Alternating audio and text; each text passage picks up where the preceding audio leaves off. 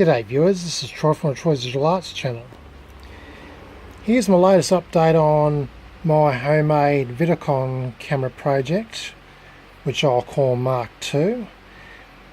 And anyway, what I've done first of all was I actually cut this cover at the back here. I sort of like just shaved off the fold that you can see at the front there, so I could stick it right up against the other enclosure, and also I drilled holes in the bottom of it so I can screw mount it to the bottom bracket there of the enclosure base. Anyway, taking the other cover off, here we are with all circuits fitting in nice and snug inside the large enclosure. In my last video I said I was going to reduce the size of the power supply unit, power supply circuit, and I've done just that. As you can see beforehand, it was pretty much covering a large area. Well, I've redone it on the same board, but I've packed the components as close as possible together, and I've cut the board down to size. And here you can see the rest of the board. It used to be one massive board. If I put it all together like so, like a jigsaw puzzle. So that's how the board that's the size of what the board used to be. But yeah, I managed to pack all the components nice and close together, and it only takes up pretty much about a third of the board now. So it's nice and small enough to fit nice and snug inside the camera's enclosure. And yeah, the focus board, I'm thinking about whether to even reduce the size of that one as well, because it's kind of just squeezes in there,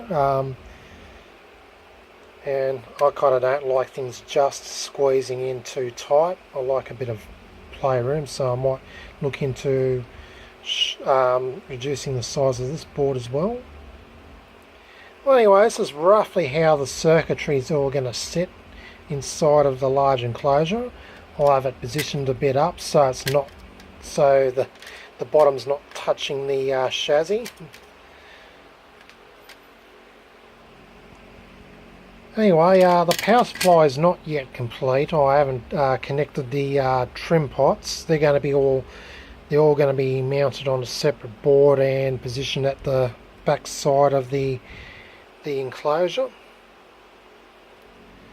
And I'm yet to sort of trace over my circuitry and check whether I've made any mistakes or not, so that's the next thing I'm going to do as well. Oh yeah, and these are the trim pots, so I'm going to have them positioned somewhere at the back here. Also, I'm going to have the free power plugs coming out from the back here too, to connect to that AC power supply. So one will be for 20 volts, one will be for 250 volts, and one will be for the 6.3 volt heaters.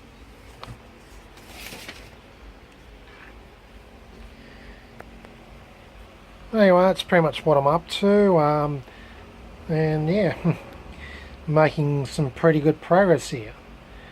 But yet I still don't know whether that circuit's going to work or not, the main video or deflection circuits. I'm also yet to replace some incorrect capacitor and trim pot values. I've got to replace those too. And yeah, I've also got to make sure the power supply works. See, I don't know if all the circuitry works yet, but I'll soon know once I get it all rigged up together. Anyway, that's pretty much about it. Stay tuned for the next video update on my Vidicon camera Mark II. This is Troy from Troy's Digital Arts channel, signing out.